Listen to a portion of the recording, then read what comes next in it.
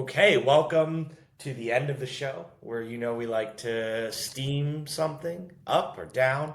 Uh, we're recording this on 9/11, and I'm thinking a lot about that day. I was a 10-year-old child.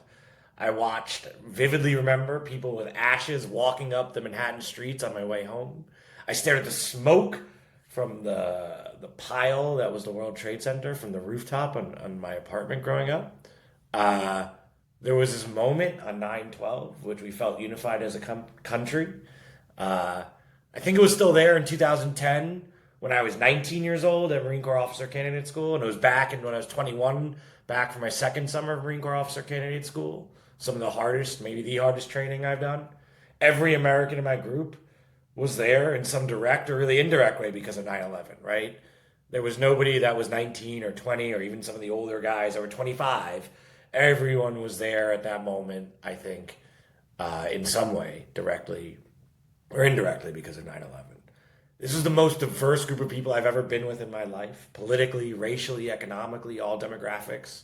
Right, we had conservative, liberals, far right, far left, rural, urban, every Christian sect, Jewish, atheist, Muslim, Sikhs. We had it all, and everyone was unified, I think, by this idea of serving their country.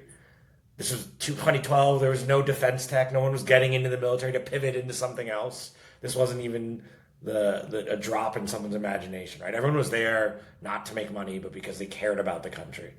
Last week, I went back to Quantico. I went back to Officer Candidate School. I went back to the basic school. I ran the old trails. And I was like laughing that I used to suffer in these trails. Not that they're not still hard, but when you don't have the stress of passing those exams, it's kind of fun to put yourself momentarily back in those shoes. And I was gleeful.